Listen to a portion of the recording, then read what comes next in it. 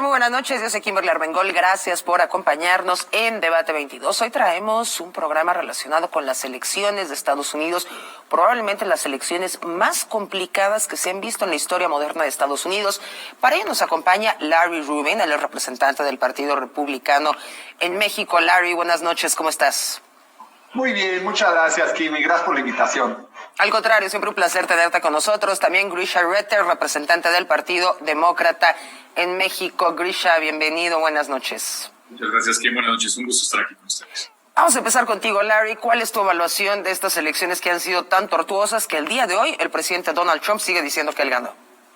Pues mira, yo creo que como cualquier elección, ¿no? Y más cuando tienes estos márgenes tan pequeños en estados donde menos de 1% lo gana Joe Biden, el candidato, ¿no? En este caso es Donald Trump, pero pudiera ser al revés o pudiera haber sido cualquier otro candidato. Tiene el derecho constitucional de cuestionar los resultados, pedir que se haga un reconteo, evaluar si ha habido fraudes, ¿no? Y yo creo que es ese periodo. Nos acordaremos que Al Gore pues le tardó 45 días reconocer que George Bush había ganado, ¿no? Entonces, aquí llevamos menos de 15 y bueno, es parte de un proceso electoral y pues tendremos que ser pacientes, creo, Kim. Pero, Larry, te lo voy a preguntar directamente. ¿Tú crees que hubo fraude electoral? ¿Tú crees que hay error? ¿Tú crees que estos resultados se pueden revertir? Pues mira, yo creo que el presidente ha venido hablando de varias anomalías que ha encontrado, por ejemplo, en Georgia y en Michigan también.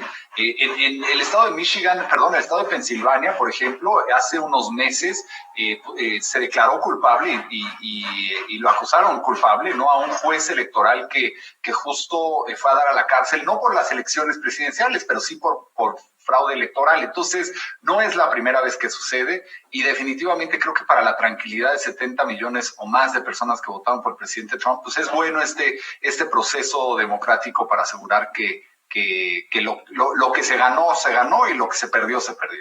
Fíjate que hay un punto muy importante, también lo voy a ver con Grisha.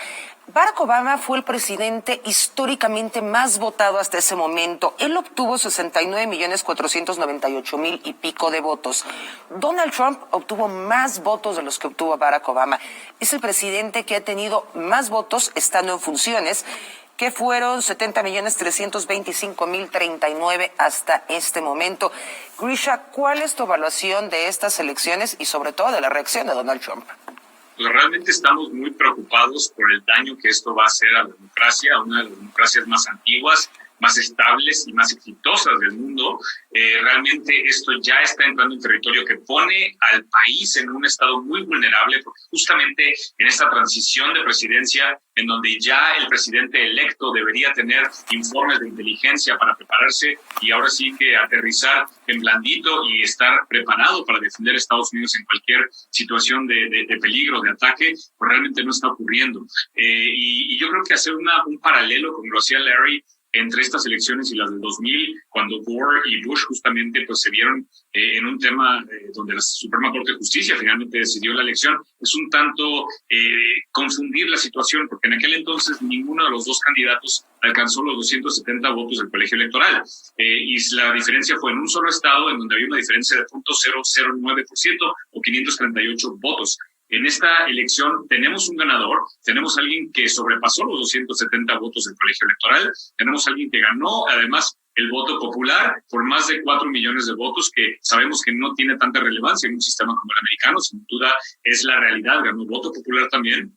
Y realmente, más allá de estarnos peleando en Twitter por si hay acusaciones o evaluaciones de que hay un fraude que realmente no está evaluando, sino que está haciendo es acusar que realmente hubo un fraude sin una sola pizca de evidencia de ser así, y realmente tenemos un presidente que está poniendo, insisto, en peligro la transición, la democracia e incluso la seguridad de los Estados Unidos. Luis, esta vez empiezo contigo. ¿Qué opinión te merecen los despidos que ha hecho el presidente Trump, desde el secretario de Seguridad, el del Pentágono, el de Ciberseguridad?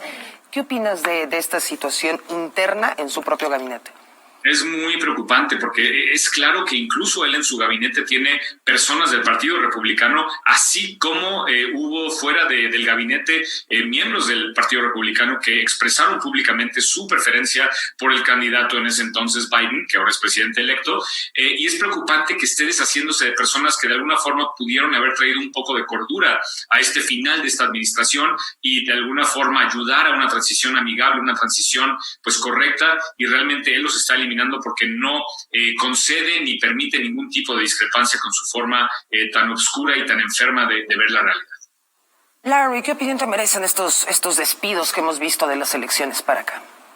Pues mira, la realidad es que el presidente tiene toda la facultad de hacerlo, ¿no? A fin de cuentas sigue siendo el presidente de Estados Unidos hasta que no se confirmen los resultados de la elección y hasta el próximo 20 de enero cuando si él es reelecto o Joe Biden es electo, pues entonces sabremos pues hasta que lo confirme el Senado a partir del 6 de enero, ¿no? Yo creo que es importante para el presidente tener personas leales a él y a lo que está trabajando y a los ideales que él persigue y que persigue pues para Estados Unidos. Entonces, son desafortunados, la verdad, el hecho de que pues se expresaran diferente a lo que el presidente les ha pedido hacer, pero sí no están siguiendo las instrucciones del presidente. ¿Y qué opinas de estas reacciones, gobernar a tuitazos del presidente Donald Trump? Porque todo lo que está diciendo, lo está diciendo a través de tweets. En la conferencia de prensa que se tuvo por la vacuna del COVID, se esperaba que dijera alguna otra cosa, no lo dijo. ¿Qué opinas? ¿Qué opinas, Larry? Pues mira, la realidad es que ha tenido una censura clara y directa varias veces, ¿no? Entonces, no nada más a través de los medios de comunicación, incluyendo a mismo Fox, ¿no? Sino también ha tenido censura en Facebook y en Twitter. Entonces, el presidente siempre ha comunicado a través de Twitter y ha sido su medio preferido de comunicación. Entonces, pues no es extraño ver que lo sigue haciendo, que sigue comunicando lo que está encontrando o los comentarios que se están viendo en Estados Unidos con respecto a esta elección, ¿no? Y por ejemplo, hace poco tiempo, pues, tuiteó la carta que el senador de Michigan, ¿no? Pues está pidiendo que se haga un recuento en el estado de Michigan, ¿no? El senador local del estado. Entonces, pues es su forma de comunicar y la verdad que pues es lo que ha hecho durante su mandato también, ¿no? Larry, antes de irnos a corte, ahorita vamos a regresar con Grisha. ¿Qué opinión te parece que los medios de comunicación hayan interrumpido, hayan bloqueado un discurso del presidente Donald Trump para decir no hay fundamento en lo que está diciendo? Porque eso es algo inédito. Totalmente inédito. Lo que sí sabemos, el presidente ha tenido ya varios conflictos con varias de estos medios de comunicación y la realidad es que ningún presidente, llámese Donald Trump o llámese Barack Obama o el presidente que sea, debe ser interrumpido. ¿Quiénes son ellos para medir si está o no diciendo la verdad, ¿no? O sea, la verdad, pues no pueden decidir por las personas y deben de cumplir y mandar los mensajes que el presidente, que hasta ahora es presidente, pues está comunicando, ¿no? Y ya será posición o de cada persona decidir si no son ciertos o si son ciertos, o en sus programas, ¿no? Los comentaristas pues, podrán hacer sus comentarios, ¿no? Pero yo creo que esto de censurar a un candidato o a un presidente que está actualmente en funciones es pésimo. Vamos a hacer una pausa, regresamos, tenemos a los representantes del Partido Republicano y Partido Demócrata, estamos hablando de estas complicadas elecciones en Estados Unidos. No le cambie, ya volvemos.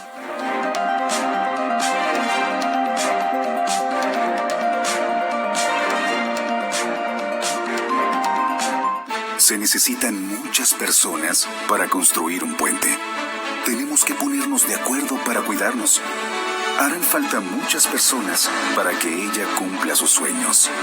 Si tú avanzas, todas y todos avanzamos. En 2021, todas y todos decidiremos quiénes ocuparán más de 21,000 cargos públicos en todo el país. Este 2021, contamos todas, contamos todos. INE.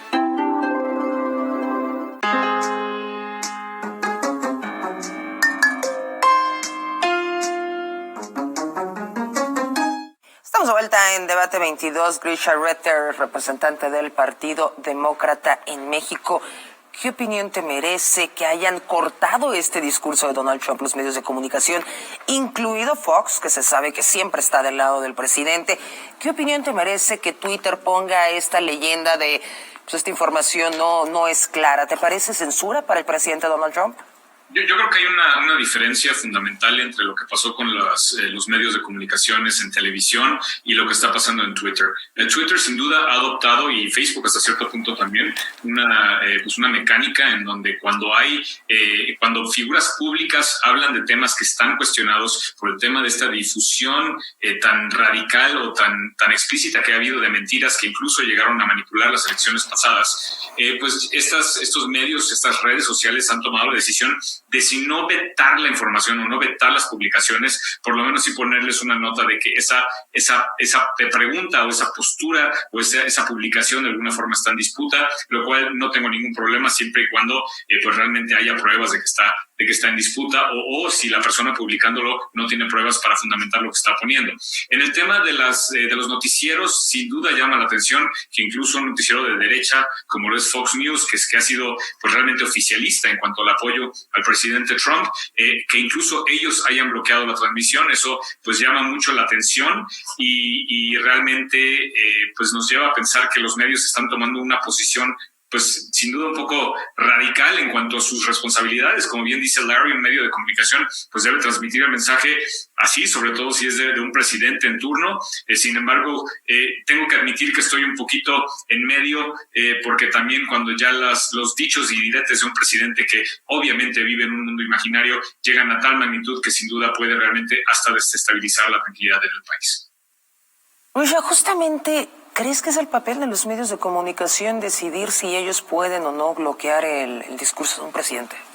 Pues mira, un medio de comunicación, a fin de cuentas, estas son cadenas privadas, así como lo es el OAN y el Newsmax, que son las que ahora están apoyando al presidente Trump, son cadenas privadas. Hasta cierto punto, si fuera una cadena quizás como NPR, una cadena fondeada por el público, la responsabilidad sería diferente, pero a fin de cuentas son cadenas privadas y como tales, aún siendo medios de comunicación, hasta cierto punto siempre practican una cierta responsabilidad editorial, y eso pasa en medios en todo el mundo. Entonces, si es su rol o no, más allá yo preguntaría si es su derecho el hacerlo, y creo que en el caso de cadenas privadas tienen todo el derecho a hacerlo. Grisha, empezamos en esta ocasión contigo. Estados Unidos, la autodenominada nación más democrática del mundo.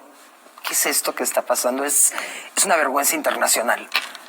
Es más allá de una vergüenza, es preocupante, porque el resultado de tener una democracia que supuestamente es la más estable, como bien dices, en el mundo, la más exitosa, cuando presidentes, cuando gobiernos alrededor del mundo tienen intenciones autócratas, dictatoriales, y cuando ven que este estandarte de moralidad y de rectitud en cuanto al manejo de administraciones democráticas se empieza a desmoronar de esta manera, pues sin duda le da un impulso, le da un auge a otras administraciones autócratas, sabiendo que ya no va a venir Estados Unidos, porque con qué postura moral lo puede hacer, a decir, tú estás llevando tu democracia mal, cuando el mismo Estados Unidos está poniendo en duda la facultad y el funcionamiento correcto, pues insisto, una de las democracias que hasta ahora había sido una de las más confiables del mundo.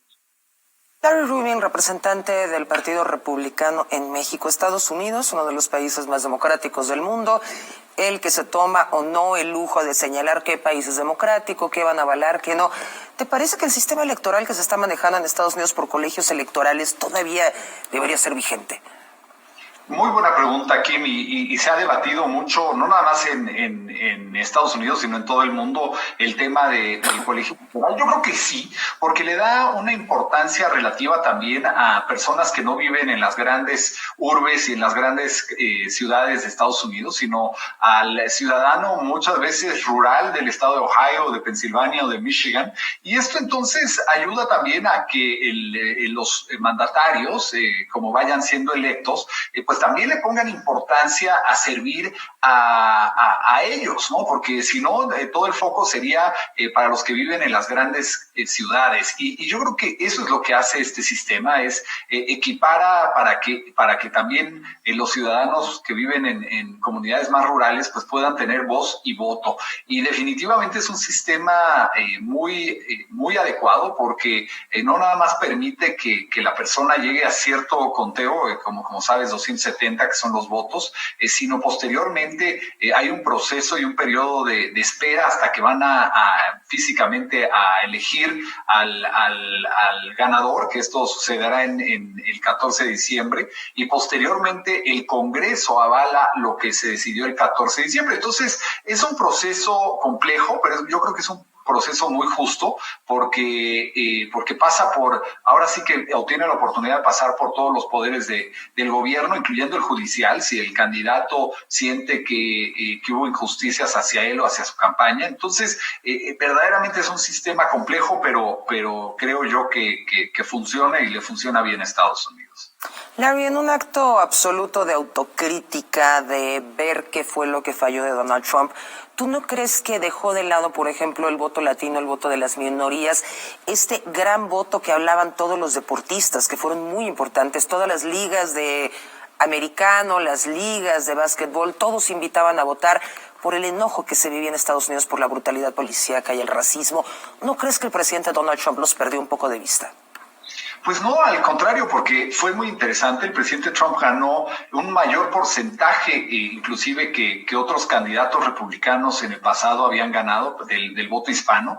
Votaron más hispanos por él, inclusive en el 2020, que votaron en el 2016 por él.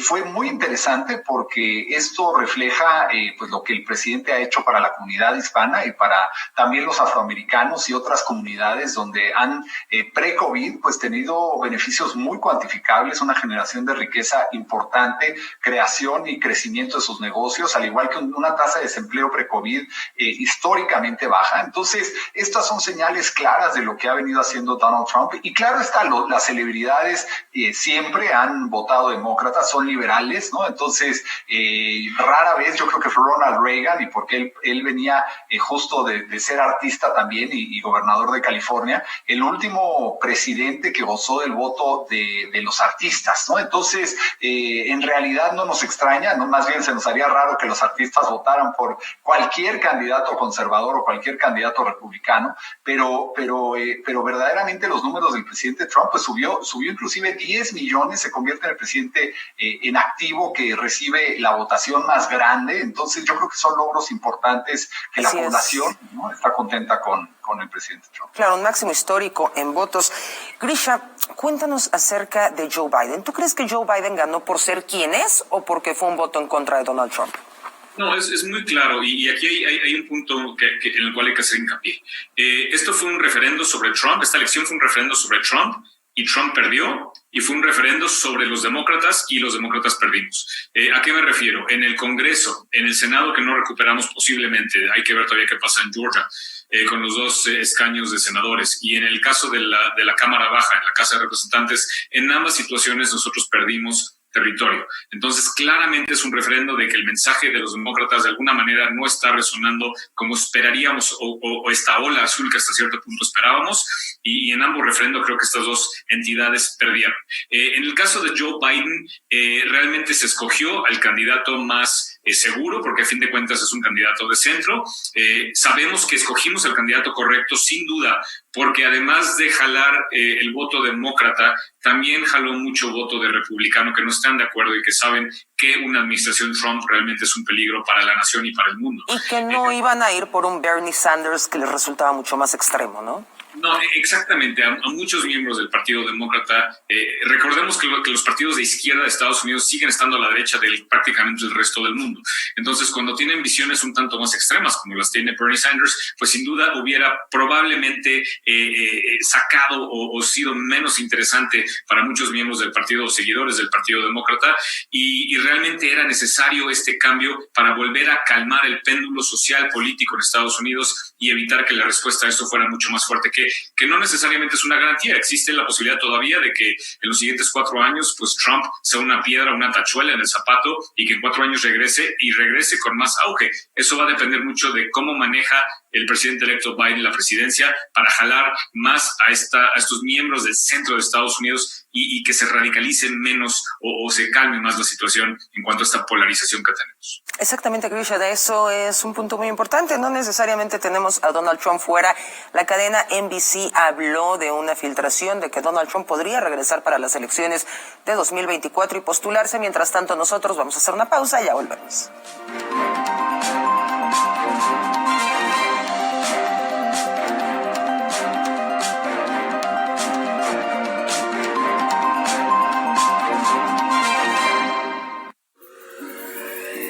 Decimoctava Feria Internacional del Libro Jurídico del Poder Judicial de la Federación. Edición virtual. Conéctate con la información literaria más actualizada sobre justicia y derecho. Tendrás acceso a presentaciones de libros con expertos nacionales e internacionales, actividades culturales y un ciclo de cine documental. Del 23 al 27 de noviembre, regístrate en www.scjn.gov.mx.